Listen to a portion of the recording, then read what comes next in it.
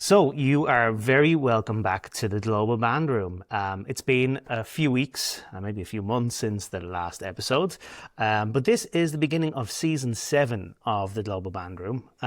We started in 2020 and we have had 7 seasons since then. And over that time, I've talked about a lot about bands around the world. And this season, I'm really happy and proud to be able to say that we have a new co-host in John DeNovi. If there's someone to talk about bands around the world, this is the guy to do it. And John and me have been friends for over 10 years now. Yeah. And we've done lots of interesting things with bands around the world. And so someone to add a little bit more knowledge and experience and flavour to the podcast. John, you're welcome permanently to the Global Bandroom. Thank you so much. It's wonderful to be here. Yeah. So if you have never watched it on YouTube before, we're in my living room here in Ireland. John does not live here in Ireland, although I mean he spends a lot of time here in Ireland. You know what? The global band world brought us together. We'll tell that story a little later, but here we are again. It just keeps bringing us back. It's the power of music and the power of what everyone out there does to bring lives together and to bring the joy of music to everyone, but to bring people together. It's just it's great, and to do it right before the holidays here. Yeah. Just so nice. So this is about 2 weeks before Midwest 2025. We promise that as with all the episodes, it's pretty evergreen content, but just to timestamp it a little bit, we're getting ready for Midwest Clinic, so we're going to see each other there again. But you came over to Ireland, and we've been working on things here, projects that band related and not band related. Yeah. Tell me a little bit. You will bring people to the podcast, audience members that have never listened to it before, so they won't know me. Mm-hmm. But a lot of my listeners won't have known you either, John. So let's introduce each other to our own audiences, absolutely. I guess. Well, you want me to start? So tell me a little bit about who you are. Good question. I hope I'll figure it out by the end of the podcast. I'm not exactly sure who I am. Yeah. It's I've been very fortunate again. I lived a life playing in bands, being around the band world, and traveling the world through band and music. And it all started when a lot of kids are sitting in their elementary school classroom, and the middle school band director wheels a cart of instruments through, kind of a little show and tell. And the trumpet caught my eye, and I said, I think I want to do that. So my mom rented me a trumpet, and the rest is history. But I just kept with it. Ended up going on to play into high school.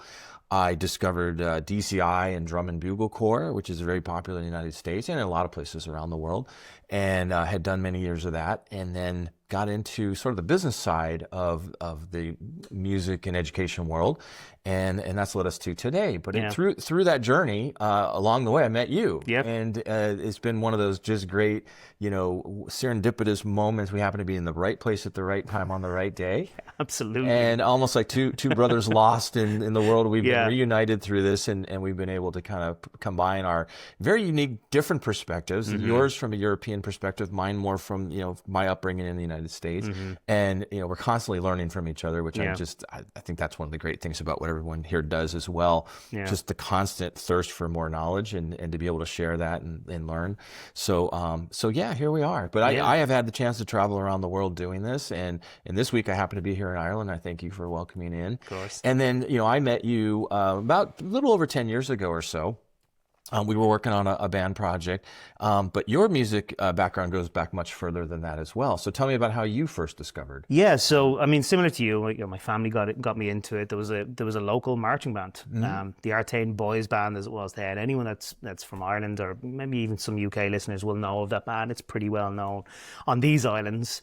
And it happened to be maybe a 10-minute walk from my home. Mm-hmm. It just like one of those things. You're just lucky to be born where you're born, and the north side of Dublin at the time, in sort of the late 80s, early 90s, didn't have much. For anyone that's sort of seen The Commitments, the Irish movie The Commitments, or that sort of thing, you'll know kind of the Dublin that I grew up in. But bands were popular, marching bands. Tala had some great marching bands. There was some good bands over on the south side of Dublin, and in the north side of Dublin you had the Artane Boys Band. And I was brought up there. By my grandmother. I was told that I was playing clarinet by her, not by my teacher. Right. She said, "You're going to be a clarinet player." Yeah. And that was it. I can't say I was hooked straight away. Mm-hmm. but my friends are there, and that was fun. Right. And at the time, would you have had school in music as well? Would you have music in school? No. So music would have been taught a little bit in school, but it was more academic. It was more like listening skills, a little bit of music theory. But as it is, kind of now as well in schools in Ireland and in places in the UK, music is much more of an academic subject. The instrumental music tends to be taught in community bands, orchestras, that sort of thing. Yeah. There's always exceptions to that rule. There are some schools that have really good programs, but as a general rule, that tends to be where it happens. Yeah. So I went through the Artane boys band. It's now the Artane band. There's girls in that, and then I joined the army band. I had a 6-month dabble in the finance world. Enough though that it kind of led me later in life to doing very similar to you, so the music business world. Right. But I dabbled in that for a while, and then I joined the army band, and I was 12 years there. And so the army band was very much an extension of what I had learned in Artane, very much a European style military band, big focus on concert band music, but some European style marching and so on. And then 2015 was invited to conduct a group in Athlone, and that's where I met you. Yeah. I had never in my life had a band march backwards. I had never taken a step backwards or to the side in marching. It was always more of a ceremonial style of marching, like military style or ceremonial, big occasions and big events where you play for a sporting event or for a presidential visit or things like that. So that was the role of the military band in Ireland, like it is in a lot of other places around the world as well, was ceremonial and state visits. So when the Queen Elizabeth II visited Ireland, I was playing the national anthems for her. That was very cool. We didn't get to play for President Obama when he came. It was his trip wasn't considered a state visit. It was more of an informal visit by Barack Obama rather than President Obama. Yeah. So I didn't get to play for an American president over that time, but lots of ambassadors, queens, kings. And you've played. You have to know almost every national anthem under the sun. There was one point I probably could have played most European anthems off by heart. There was definitely some anthems that I wouldn't have learned off by heart. The Brazilian anthem, for instance, is it's like an overture. But I've probably played every anthem over those 12 years. I mean, there's guys that served their whole career in the army band and they've done 30 years and they have definitely played every single anthem, but there was definitely I knew a lot of the European ones off by heart. So we got together on this project where we were bringing a little bit of East meets West, or at least the United States meets Europe, and combining the two styles of band for a project. The original concept, we were going to bring kids from this town of Athlone in the Midlands of Ireland to the USA to compete and perform at the DCI World Championships, and you were slated to be the conductor on that project, and there was a few reasons why the trip ended up just through financial reasons and some other setbacks. It just at the time of the economically it just wasn't the right time. It was a bit trickier, but it was such a great opportunity because it brought so many people together. Well, and the timing of it, because in a lot of this, in our relationship and some of the projects we've been involved in, I think the timing really worked out because that was just when I started my job as the general manager of the Artane School of Music, which it was the band that I had grown up in. The Artane Boys Band had become the Artane School of Music, home of the Artane Band, because there was girls in at that stage. And I took over as general manager of that. So the project that didn't happen in the United States did actually end up happening in some ways because we combined the Artane band with the band we had been working with in Athlone and did a show. Yeah. And it was my first time doing that. Sometimes I'm credited with teaching. The Artane band was very traditional. It would turn left in Crow Park, around the Crow Park National Stadium to do the pre-match parade. Yeah, they always went to the left. And then I had done an interview with, I think, the Belfast Telegraph or something, and they'd asked me, how did you get into Ireland? Over here to Ireland, and I explained that the Artane band brought me in to teach them how to turn right. They only knew how to turn left. So you mentioned going backwards, because the style of show that we were doing required more of that American style, march left, march right, backwards, forwards, and that was really truly a foreign concept to the kids. It really was. To watch them sort of take it on and learn, and you know, their struggles, and then the sense of accomplishment when they started to achieve that. I think any band director out there that has a band with a legacy and a tradition can empathize with me on this one. We were doing something really different with Artane, and the alumni was the one that I was afraid of the most. You know, parents, you know, they kind of bought into it. Many of them hadn't been involved in the band in any way themselves beforehand. So I knew the kids were buying into it. You know, we came in, we started teaching them fun ways to march. Like they were buying into it pretty quickly.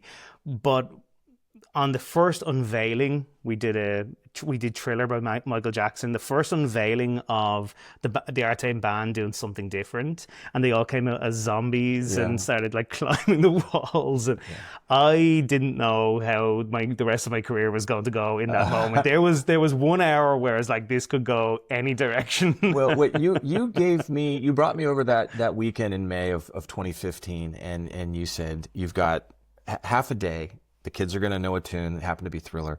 And we're going to put a little show together. I mean, we were in a sort of a proof of concept that we could actually do something a little more expansive than marching straight on a parade route, or, you know, going around the pitch at Crow Park. So we're going to kind of really stretch their, you know, their comfort zone. We definitely got out of the comfort zone. I look back at that moment, that day, as one of the most transformative days to see that they did accept it, that they did buy into it. The kids did. Kids obviously bought into it. Then we did the parent, we had like a parent show and tell unveiling, and I know you were very nervous about that. And we had parents coming up to us at the end. They said, "Boy, I don't recognize my son or daughter after this weekend. They stand taller, they have more confidence. Their parents were very proud of them. So that gave us sort of the jumping off point to now take it to another level." And I think the fun part about that, for me, what I really learned from that weekend was I wasn't suddenly going to have a traditional band go into their normal performance space of Crow Park and start marching like zombies. But to your point, they stood taller. All of a sudden, marching was a little bit more creative. It was something they were proud of. And so we could have these little moments where they got to be expressive and they got to do little shows and so on. But that fed into their traditional marching, and they just marched better overall as a result of some of the work we did that year. Well, that's one of the great things about, you know, collaborative learning and bringing different, you know, ways of doing things together, because little pieces of what I brought over and what I picked up from you, I've brought to Japan, or I've brought to other parts, Malaysia, Indonesia. That day, that, again, I mentioned it was a very transformative day. It really changed me, because it kind of set my mind that, boy, if you just present the material in a simplistic but challenging way to the kids, and you got to really kind of meet them where they are. I think, you know, very oftentimes, I mean, we've both grown up through band. Sometimes music is a little bit like, we kind of laughed about it last night. What was the term? I want to be entertained, not educated. Oh, yeah. Lad, you got to entertain them, not educate them. Yeah. And it's such a great, it just so struck me, because it's absolutely true. I mean, we are out there to educate students, but if you're just so narrow focused on the education, like, why are we sitting in front of why do we have an audience come in if it's not to entertain the audience? Yeah, there has to be a balance, right? You know, so I took away from that day that you can be very educational, you can be very strict about, you know, playing in time and in tune and all those things, but those extra sort of organic things that come out of performance that we were able to bring out of those kids at that time. And then we took that up to Belfast. There was the Belfast Tattoo was going on, and that was what brought the group together. And we were probably the most unique thing that performed there over the course of 3 or 4 days. For sure. It was your traditional tattoo style lineup of groups, you know, the Royal Marines and the Italian flag twirlers, and, you know, the usual pipe bands and whatnot. And then came us.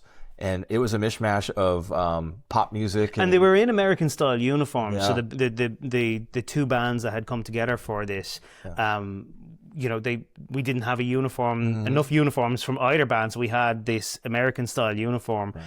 So that gave the kids a sense of, like, almost like it's a costume. Right. They got to be someone different, and well, they see it on TV. Well, now YouTube, but movies and TV and marching bands are portrayed in a certain way. So in a way, they were getting a little of that piece of Americana, and they were playing that part. But they just had a performance of their life. Yeah. We were certainly very, very proud of them, and then that just led to many more projects from there. But it was that moment. It's so interesting how there's these key moments in your life and in your career where you can instantly point back to the moment something's changed your direction. Yeah. And that was, had we not met on the night we met, which was again very kind of like just a coincidental meeting. Right. Our two paths would have gone like this, and now here we've gone and intersected and forging new projects and having a. I think it's certainly an important part of like an important year to talk about in terms of our friendship and relationship as we kind of go into this co-hosting of the podcast together, because it did set a lot of things. Because we've often talked about. Do you remember when we did this thing in 2015 and we've built on that a lot? I mean, the other thing to kind of mention about 2015 is, I mean, I had no idea what a drum corps was. Yeah. I had never heard of it, and what's fascinating is I'd marched my whole life, and I think sometimes people, friends and colleagues of mine from the US, kind of feel that like, these concepts transcend the USA, and sometimes they really don't. Right. I'm a good example of that. A clarinet player in Ireland had no reason to know what drum corps was. That's not to say that there aren't Irish people that know what drum corps is. There really is, and they're big fans of it, and they're excellent at putting together their shows with their groups and so on. But I was completely unaware of it. And I think by the time we did the Belfast Tattoo, I was quoting my favourite Phantom Regiment shows from the 1980s. I had found you marching with the Velvet Knights. I was able to kind of, I just fell in love with the activity. It was transformative to me because it was where, and I felt it was where a lot of my worlds collided. Right. It was the musical excellence of concert band or high level concert band. It was the creativeness of musical theatre that I love, and then it was the excellence of the marching arts at the highest level. It was these three things and more that came together. So what was so interesting to watch you, I literally watched you discover drum corps. Yeah. And I watched your eyes, all of a sudden you started to take in, you consumed as much knowledge as you possibly could. You went way deep into the catalogs and you learned the history, and in many cases you knew much more about it than I did. And you kept up with the scores and the competitive and all that stuff. Yeah. And then so that led you to a podcast series that really was a beautifully produced series of your journey of finding drum corps. Finding drum corps. Initially, understanding drum corps was the initial pitch for it, but we settled on finding drum corps, which I think sounded a little bit better. But that was one of my favorite things to do. 2020 is when we launched the Global Bandroom podcast. Originally, lots of bands around the world without sort of a focus, and so we launched a number of digital projects that built a community on Facebook. At the time was a little bit bigger than it is now, and the podcast grew out of that. And then I put a little demo together. It was about 90 seconds long of this trailer for Finding Drum Corps, and what it was such a fun podcast to do. It was a documentary, and it's pretty evergreen content. It is on my feed. It's not on the DCI's feed anymore, but if you go onto the Global Bandroom feed, you'll find from about 5 years ago the Finding Drum Corps interviews and documentary. And some of it talks about 2020 and the difficulties of COVID, but a lot of it is just talking about why people love the activity and fun stories. And it was such a fun thing to do. But what was so great about that podcast was I was able to use drum corps sounds, and that that added a lot to the podcast. Well, what's interesting about your finding drum corps is that you discovered this thing you didn't have any idea it existed. There's a lot of people in the United States don't have any idea it existed, but there's for every drum corps that someone doesn't know about, there's something else in another country that would also make you equally intrigued to go, this exists in Malaysia, or this exists in Japan, and had no idea. Yeah. And I think that's what I'm excited about, being able to bring those stories to life here, is to take, your experience in finding drum corps and us together discovering through guests and different people through our network around the world. Yeah. I'm excited to find the next drum corps, to find the next thing that nobody had any idea about, but we can all gain a new appreciation. Right. You don't have to love it. It doesn't have to be your thing, but you can certainly, gain from it, and certainly get, just to understand that we all kind of live in these little silos, and we live in our own little worlds, and we think we're growing up in DCI and drum corps, we thought we were everything. To find out, you have no idea. Like now you do. Yeah. But back then, I said, when I first met you, I said, yeah, I'm from DCI, and it might as well said I'm, from ABC or CBS. Those letters meant nothing to you. So I'm curious let's find the next thing, and it's out there. Well, I think that's what, I'm sure quite a few listeners to the podcast listen to some other really excellent band podcasts.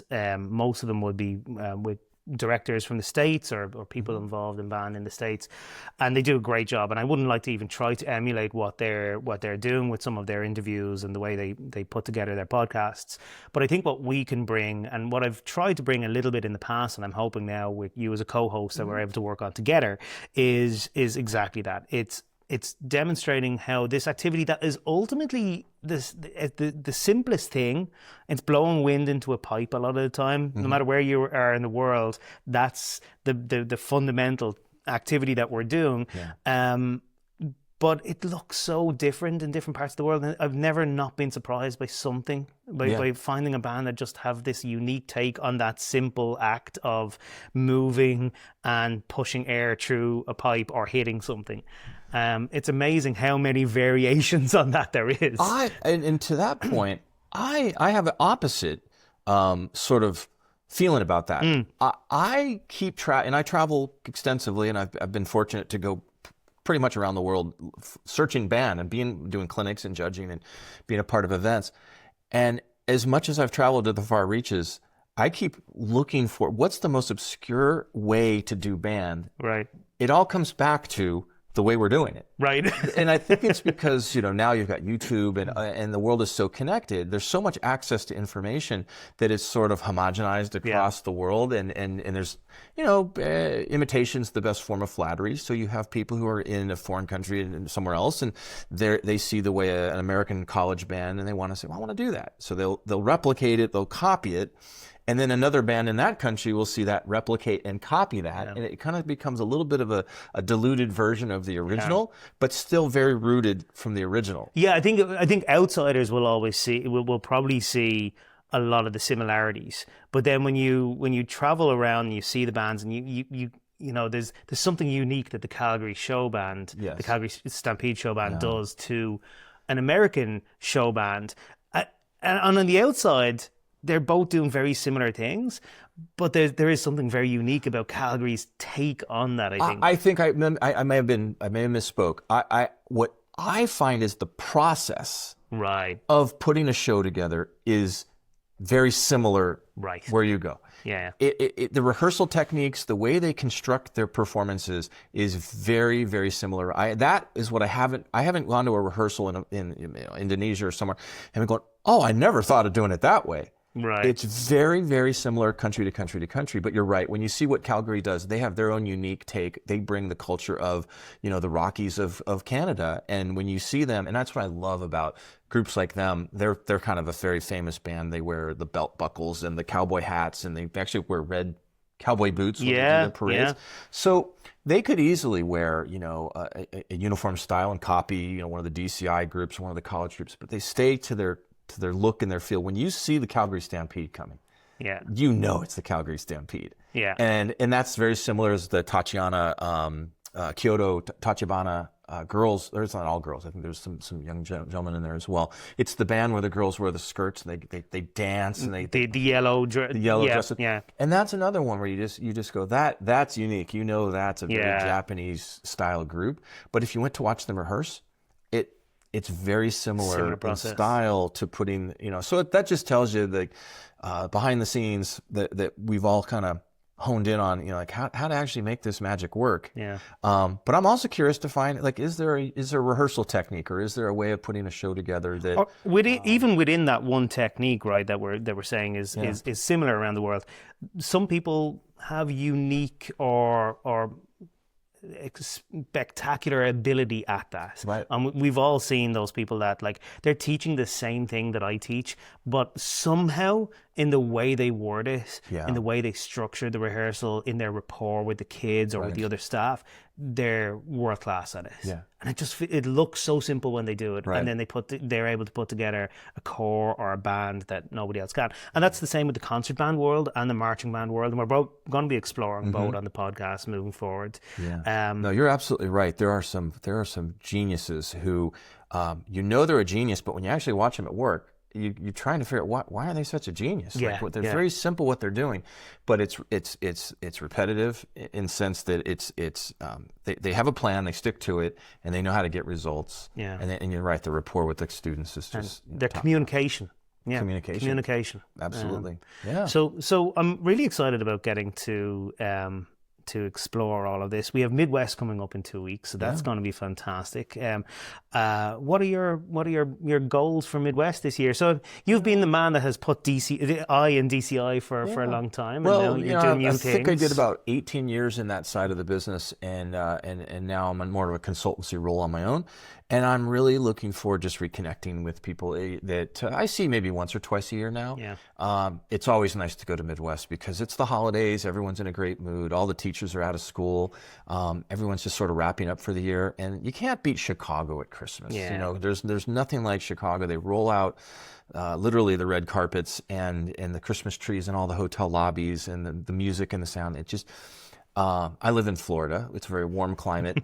So to go to Chicago and get just a little taste of winter, at least the chill, I have to break out a sweater and maybe a jacket and a coat.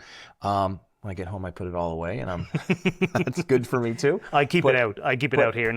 Just looking forward to reconnecting with colleagues and meeting new people, and we're going to walk the show floor together as well. So yeah, meeting a lot of folks together, and keep having this conversation about the Global Bandroom. Yeah, for sure.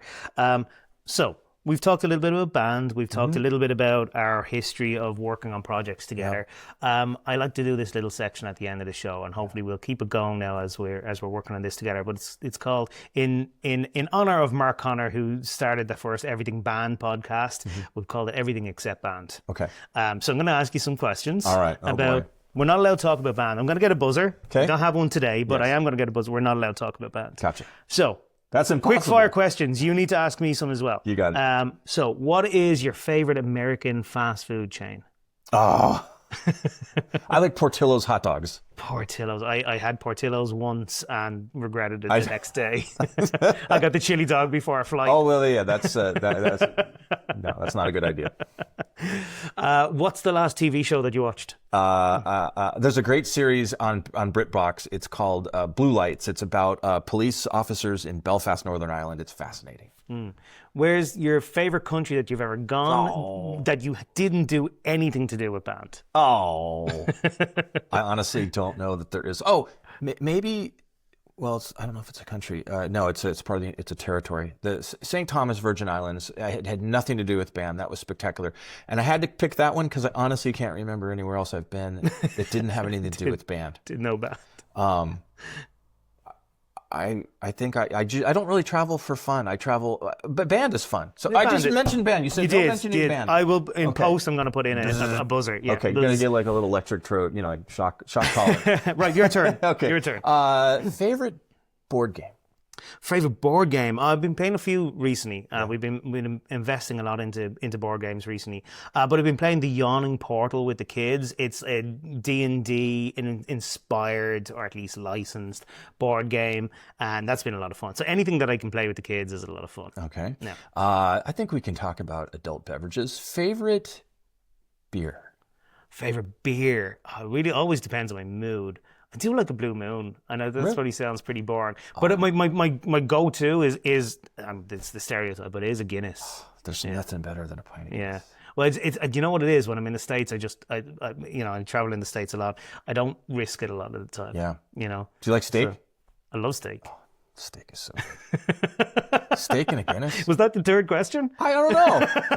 I just got me thinking about food now, and it is kind of almost lunch. So We only just had breakfast. it doesn't matter. I'll eat steak anytime. Favorite sport? Favorite sport? To play or to watch? I don't know. I don't play I don't much think you're sport. that athletic. No, so I'm not. let's I'm say not. to watch. Hey, I go to the gym a lot. To watch is rugby. Yeah. Yeah. Oh well, it helps that Ireland is so strong at rugby. Yeah. Like when your team is really, really good, it's more fun. You really have a lot of national pride when Ireland plays. Almost everything shuts down. Yeah.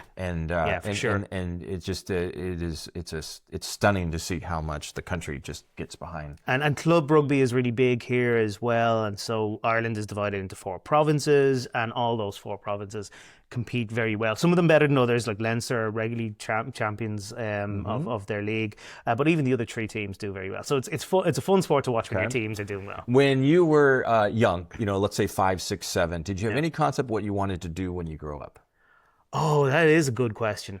I think from the time I was 14, I knew I wanted to play music. Yeah. But I think that's probably not that unique. I think a lot of people figured that out by that age. Beforehand, I probably wanted to be like a scientist, but I don't know what that meant. Like just a scientist. Yeah. I liked science, so I wanted to be a scientist. But yeah. And I think like Ryan, my son, he's exactly the same. He loves science. Yeah. Doesn't know what he wants to do. Yeah. If you could have marched in a U.S. or any band around the world, a college band, a drum and bugle corps, a ceremonial band, if you could have been in any one besides the ones you've been in, I did a band question. Hit the buzzer. That is a band. But I like it's the a question. good question, though. I'm So going to ask you. which one would you want to be in? Oh, okay. Well, assume I'm a clarinet player, so like that rules me out of at least marching on the field with any drum corps. Okay. And it would have ruled me out of being in the pit when I was growing up too. But assuming that I could like repick my instrument, I would have loved.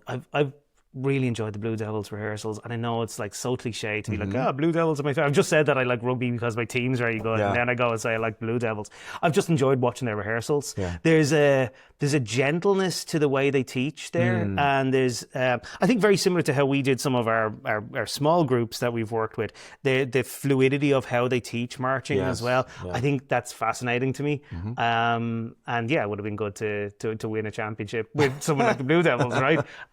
So that's probably a pretty a pretty cliche answer. Maybe I just want to march with the best drum corps in the world. But what would you have done? I gotta say, I would. I think 2 groups. One, I'd love to be in, because I love Irish culture. I would love to be in the band, the River Dance Band. Oh yeah, I would love to play on stage and play that entire show. I don't know what instrument I would play, but I would love to be in it. But the one I probably could have, if I lived in Canada, I would love to be in the Calgary Stampede show, man. Yeah. I just connect with that. I just feel like that's a great answer. I just happened to be born in the wrong country at the wrong time. But that is a group that I really, really respect. I love everything that they do. I love their approach to entertainment and making sure that the audience is, seen. In some ways, they're best of both worlds, right? Because this year made semi-finals at DCI, huge deal for any international group, but they're also very much a representative of Calgary, not many corps do that. Like we look at some of the big corps now, and we're really talking a lot of band. Yeah, it's just going to always circle back. But that'll be interesting. Maybe we'll figure out a point. We'll have a point system or something. Right. Mention band, you take a point off. I just so travel for you. We traveled. We both traveled extensively. Where's your favorite place to go if money was no object and you could go tomorrow? I mean, it's funny because it's probably London. Yeah? Yeah. I mean, London's my favourite city in the world. Yeah. And that's really hard to say as an Irish person. Wow. And, we can get into all the reasons behind that.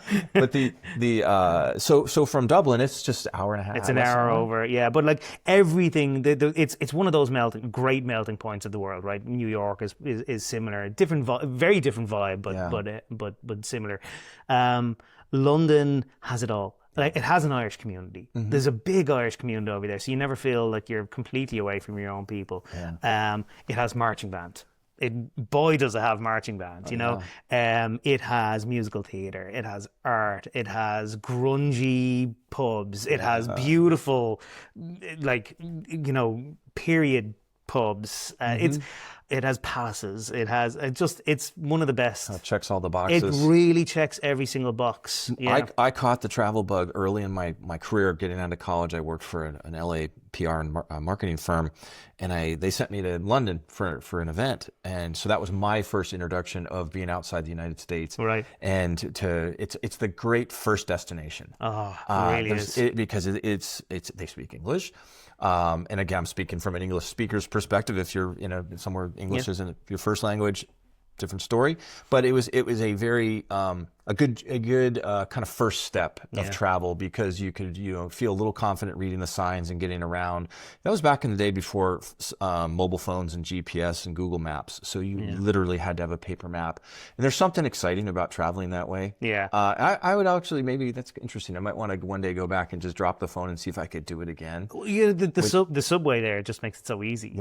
Londoners complain about the underground, as they call it, all the time. They complain about it all the time, and then you like, an Irish person goes over and goes, this is the most amazing travel system. It's great. I don't know how. I look back at my early career traveling, and I was in Japan, and I was in Hong Kong, and China, and I didn't have a phone.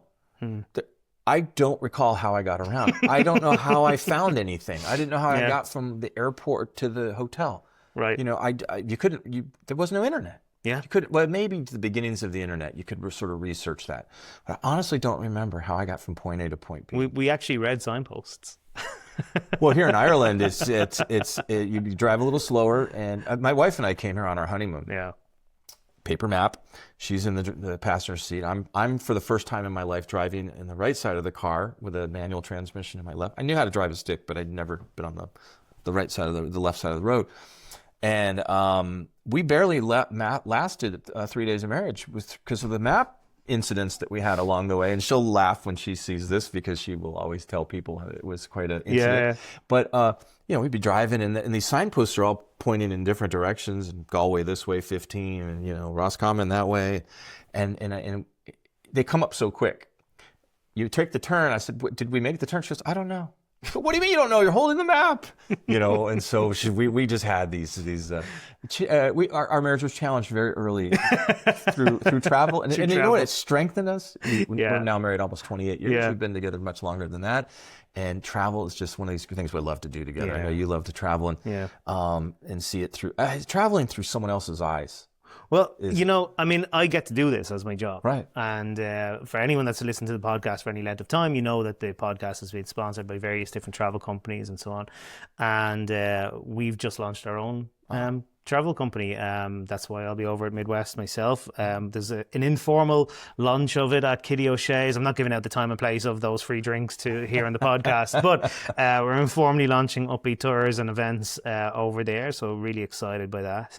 And I get to travel the world. And one of my favorite places, I know one of your favorite places in the world is Ireland. Yeah. And I think the same goes for me. I love the United States, and there's all sorts of challenges these days, and differences between Europe and the US, but I still love the US. I love the optimism and the creativity that you can find there. Like to go to a drum corps show and to see people just cheering when a group hits that big note and does a company front, and that's something you don't see elsewhere in the world. I've never seen it anywhere else in the world, and it's really special. It's an amazing country with amazing arts, amazing teachers, and that's why I think a lot of the focus of the podcast, even though it has been the Global Bandroom, it has been on US bands, because they've led the world in so many ways, concert band and marching. Yeah.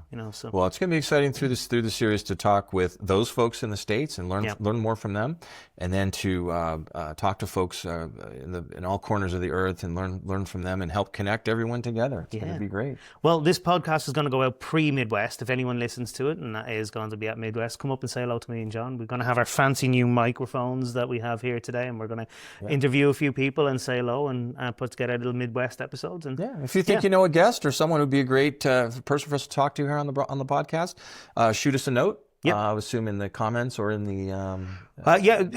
So you can contact us right now at the moment through the website. So it's theglobalbandroom.com. There's a comment section in there. You can leave us a note, and we'll be back up on social media pretty soon as well. So send us a message, and we will see people at Midwest. Fantastic. All right. Thanks, John. Thank you.